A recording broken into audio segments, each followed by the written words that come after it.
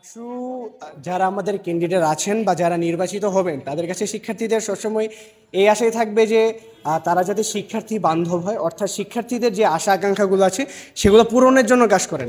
এখন ডাকসু নির্বাচনটা যাতে এরকম না হয়ে যায় বা ডাকসু নির্বাচিত ভিপি জিএস তারা এমন যাতে হয়ে না যান যে কোনো একটা দলের এজেন্ডা সার্ভ করতেছেন, এরকম কিন্তু আসলে কেউ চাচ্ছেন। এটা আপনারা প্রাক্তন শিক্ষার্থী বলেন বা বর্তমানে যারা শিক্ষার্থী পড়াশোনা করছে তারা কেউ চাচ্ছেন আসলে।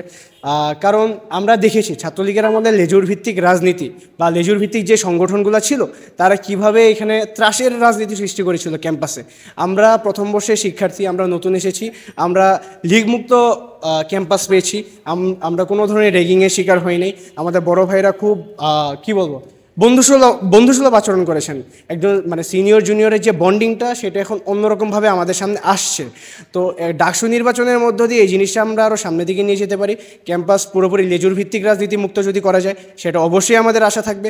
আমরা চাবো যারা ভিপি জিএস যারাই হন, যেই দল থেকেই হন, আপনি যেই সংগঠনের হন, আপনার সংগঠনের যে এজেন্ডা বা নেগেটিভ আছে আপনি সেটি যদি সাইডে রেখে ঢাকা বিশ্ববিদ্যালয়ের শিক্ষার্থীদের জন্য কাজ করতে পারেন, অবশ্যই ঢাকা বিশ্ববিদ্যালয়ের শিক্ষার্থীরা আপনাদের পাশে আছেন। And best of luck. VP প্রার্থী হিসেবে কাকে এগিয়ে রাখতেছি এটা বলা কঠিন। আমি আমার পার্সপেক্টিভটা যদি বলি, সেই ক্ষেত্রে আমরা এমন কাউকে চাবো যিনি শিক্ষার্থী বান্ধব। এখন শিক্ষার্থী বান্ধব বলতে গেলে আমাদের হেভিওয়েট ক্যান্ডিডেট যারা আছেন, আবিদ ভাই, সাদিক ভাই, উমামা আপু, এদিক দিয়ে হলো আবার আরেকজন প্যানেলের ভাই ওই যে জালাল ভাই, তো ওনারা অনেকেই কিন্তু হেভিওয়েট ক্যান্ডিডেট। এখন বলা যাচ্ছে না আসলে কে ক্ষমতায় আসবে কে ক্ষমতায় আসবে না, বাট যেই আসুক, আমি স্পেসিফিক্যালি বলবো না যে আমি কাকে ভোট দিব এরকম কিছু, বাট যেই আসুক ভাই আপনাদের কাছে আবদার এটাই থাকবে, আপনারা আপনাদের যেই ক্ষমতা দেওয়া হবে, আপনাদের যে পজিশন থাকবে সেই পজিশনের সদ্ব্যবহার করবেন, শিক্ষার্থীদের জন্য কাজ করবেন। কারণ আলটিমেটলি ডাকসু হলো ঢাকা বিশ্ববিদ্যালয়ের শিক্ষার্থীদের জন্য, এটা জাতীয় রাজনীতির পট পরিবর্তনের জন্য আমরা ওই হিসেবে দেখতে চাই না। আমরা দেখতে চাই এটা ঢাকা বিশ্ববিদ্যালয়ের শিক্ষার্থীদের জন্য যাতে কাজ করে। আমরা আমাদের ক্যাম্পাসের উন্নতি চাই, আমাদের পড়াশোনার মান উন্নয়নের জন্য দেখতে চাই।